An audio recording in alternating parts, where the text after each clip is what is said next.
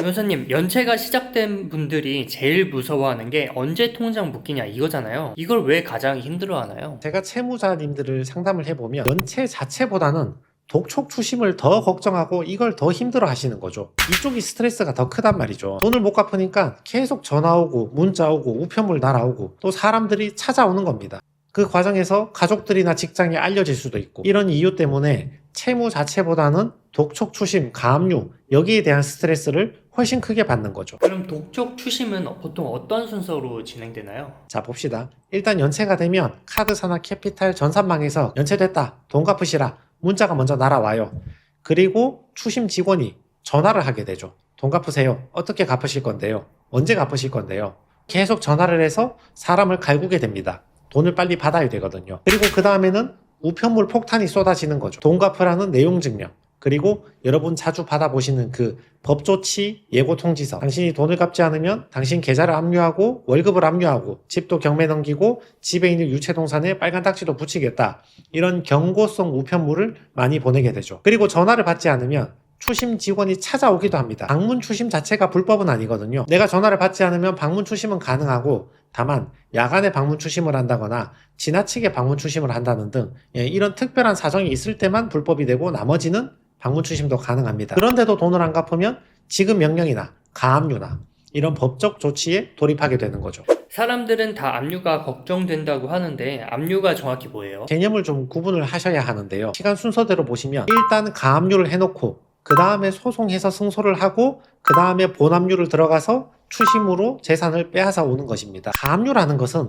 소송 전에 하는 것이거든요. 소송 전에 일단 저 사람 재산을 묶어 놓겠다, 이게 가압류입니다. 예를 들어서 돈 달라는 소송이 6개월이 걸릴 수도 있는데 6개월 소송하는 동안 채무자가 계좌에 있는 돈 다 빼가지고 숨겨버리고 집 팔아가지고 돈 숨겨버리고 이러면 승소를 해도 아무 의미가 없잖아요. 그러니까 소송하기 전에 일단 재산부터 좀 묶어놓자. 가져오지는 못해. 그냥 묶어만 놓는 건데 일단 묶어놓자, 이게 가압류가 되고, 반대로 본압류는 소송을 이긴 다음에 하는 것입니다. 돈 달라는 소송을 해서 법원의 판사가 읽어보고 맞네, 원고 승소, 판결문에 도장 딱 찍어주면 돈을 받을 권리가 생기잖아요. 그 판결문을 받아서 법원에 제출을 하면 법원에 있는 집행관들이 나를 대신해서 채무자의 재산을 빼앗아서 나한테 갖다 주거든요. 그 대상이 부동산이라면 경매 넘겨서 팔아서 돈을 주는 것이고, 그 대상이 유체동산이라면 빨간 딱지 붙여서 압류해서 팔아서 돈을 주는 것이고, 그 대상이 채무자가 은행에 예금해 놓은 것이라면 압류를 통해서 진짜 묶는 것이고, 아까 가압류는 임시로 묶어두는 것이고, 본압류를 통해서 진짜 묶어서 추심명령으로 채권자가 가져올 수 있거든요. 그래서 요거를 합쳐서 압류 및 추심명령이라고 말하죠. 그럼 제일 궁금한 질문입니다. 가압류 언제 되나요? 연체 30일 지나면 되나요? 자, 이론상은 정해진 것이 없고 완전히 채권자 마음입니다. 여러분이 채권자라고 생각을 한번 해봅시다. 가압류를 언제 신청해야 됩니까? 정해진 게 없지. 나 하고 싶으면 하는 거고 하기 싫으면 안 하는 거고, 한 달 있다 할 수도 있고 6개월 있다 할 수도 있고, 하고 말고는 완전히 채권자 마음이죠. 다만 실무상 봤을 때 연체되자마자 가압류가 들어오는 경우는 매우 드물고요. 그러니까 연체되기 직전이나 직후에 개인회생을 신청해서 진행하는 사람 중에 가압류 당하는 사람들은 거의 없고요. 아주 극히 일부만 가압류를 겪어보고 나머지는 거의 가압류를 겪는 경우가 없습니다. 반대로 연체된 지 2달 정도 넘어간다, 이때부터는 가압류 걸리는 경우가 많이 있습니다. 가압류를 하고 말고는 카드사나 캐피탈의 내부 규정에 의하기 때문에, 또 내부 규정에 의한다 하더라도 저 사람이 재산이 있는지 없는지 소득이 얼마인지에 따라 전부 달라지기 때문에 획일적으로 몇 달이다 이런 건 없습니다. 카드사 입장에서는 연체되자마자 하루 만에 바로 가압류 신청하는 게 좋지 않을까요? 이게 비용 때문에 쉽지가 않아요. 지급명령 같은 경우는 내가 돈을 빌려줬다는 것만 소명하면 되거든요. 그러니까 대부업체 사장이 자기 직원 시켜가지고 그 계약서만 첨부해가지고 지급명령 발송하면 되니까 비용이 저렴하죠. 근데 가압류 같은 경우는 그 사람의 재산을 묶는 행위이기 때문에 채권이 존재한다는 것뿐만 아니라 보전의 필요성이 있다는 것까지 소명을 해야 되거든요. 그래서 경우에 따라서는 변호사를 선임해서 법비용까지 지불을 해야 되기 때문에 비용이 훨씬 많이 듭니다. 그리고 가압류를 신청하는 경우에는 채권자가 공탁금을 법원에 낸다거나 공탁금에 상응하는 보증서를 돈 주고 발급받아서 법원에 제출을 해야 되거든요. 예를 들어서 채권자가 채무자를 상대로 가압류에서 재산을 묶어놓고 소송을 했는데 본안에 가서 졌어. 판사가 보니까 원고는 피고한테 받을 돈이 없다고 본 거야. 그러면 채권자는 쓸데없이 채무자의 재산을 묶어두어서 채무자에게 피해를 준 거잖아요. 이런 경우에 채무자가 손해가 발생하면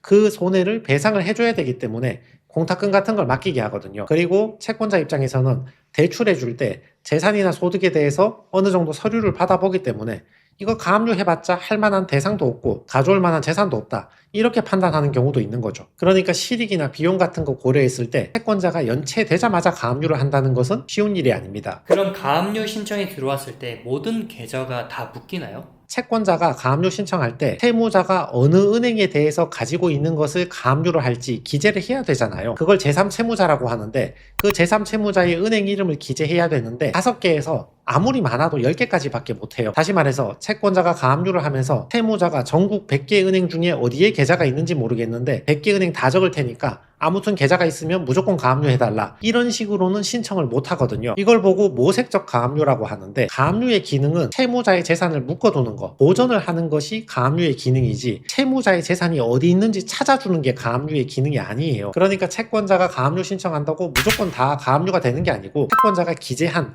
그 은행에 대해서 채무자의 계좌가 있을 때만 가압류가 됩니다. 불구하고 채권자가 가압류를 하게 되면 채무자는 방어 방법이 없나요? 방어 방법이 있긴 한데 이 영상을 보시는 채무자한테는 별 도움이 되지 않을 수가 있습니다. 예를 들면 가압류에 대해서 이의신청 같은 거 가능하거든요. 근데 이의신청은 무슨 이유가 있어야 돼요. 예를 들면 내가 이미 변제를 했다든지 내가 채무자가 아니라든지 뭐 이런 이유가 있어야지 이의신청을 할 수 있는데 여러분 카드사나 캐피탈에서 돈 빌린 거 사실이잖아요. 그러니까 이의신청 할 말이 없는 거죠. 그리고 가압류가 되면 공탁금을 법원에 내가지고 가압류를 해제할 수도 있지만 그 돈이 없으니까 여러분 이 영상을 보고 있겠죠. 한편 개인회생을 신청하면 개인회생을 개시결정을 받고 인가받고 재판을 통과하면 이 인가받은 효력으로 가압류 해제 신청을 해서 가압류를 다 해제해 버릴 수 있으니까 개인회생을 신청해서 통과하는 게 가압류를 해제할 수 있는 가장 좋은 방법이 될 수 있겠죠. 그럼 정리하면 연체가 시작됐다고 해서 무조건 30일, 90일 만에 통장에 바로 묶이는 게 아니라 압류와 가압류도 다르다는 거네요. 맞습니다. 추심은 보통 전화 문자부터 한 다음에 우편물, 법조치 예고서 이런 것들을 보내고 안 받으면 방문 독촉을 하든지 그래도 안 되면 가압류나 지급명령 같은 법조치에 들어가게 된다. 우리가 흔히 말하는 통장 압류는 실제로는 가압류인 경우가 많다. 가압류의 시점은 30일, 90일 이렇게 딱 정해져 있지 않다. 채권자도 소송 비용 부담 때문에 연체되자마자 가압류를 바로 하는 경우는 거의 없다. 가압류 신청이 들어왔을 때 이 신청하는 것은 별로 효과가 없고 개인회생을 인가받고 해제받는 게 그나마 제일 낫다. 뭐 이 정도로 참고해 보시면 좋을 듯 합니다.